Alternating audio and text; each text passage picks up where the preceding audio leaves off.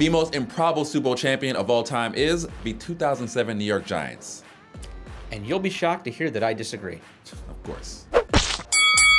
My pick is the 1981 San Francisco 49ers, and here's why. Mr. Bill Walsh. His first 2 years in San Fran went a total of 8-24 before creating maybe the best offense of all time. In his third season in the Bay Area, they started 1-2, but then won 12 of their final 13 games to lock themselves into the playoffs. Why didn't you go with the early 90s Cowboys? Jimmy Johnson went 1-15. The Cowboys That's suck. a bigger leap than, come on. Not at all. At least if that's the reason. Well, here's the thing.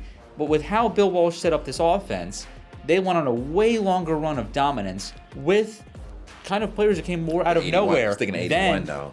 Right. But what this set up comparatively, at the end of the day, the Cowboys set it up, became America's team, and then fizzled out. The 49ers went on a run of success that the Cowboys just kind of replicated. Speaking of which, with the Cowboys, it was the catch with Dwight Clark in that NFC Championship game that set up them getting the Super Bowl. There's a catch involved, apparently. And then they beat nice. the Bengals in the Super Bowl. Beat that. So, how do I beat the catch? Yes. Okay, well, Beat the catch. Let's start with the 07 Giants. I don't know if you ever heard of them. No. They went 10-6. They faced a little team called the undefeated New England Patriots, one of the highest scoring team at the time. Oh, Tom Brady. In NFL history. Yes, in I've the heard of regular him. season finale, barely lost from them, but basically showed they could beat them.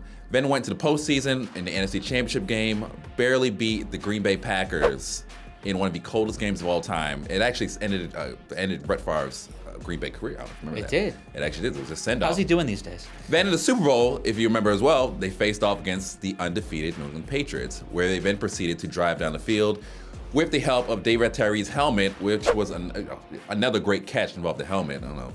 And the Plexico burst in the end zone. Yeah, Dwight Clark didn't need his helmet. Ended up winning one of the most improbable Super Bowls of all time. I mean, they all started the season 0-2.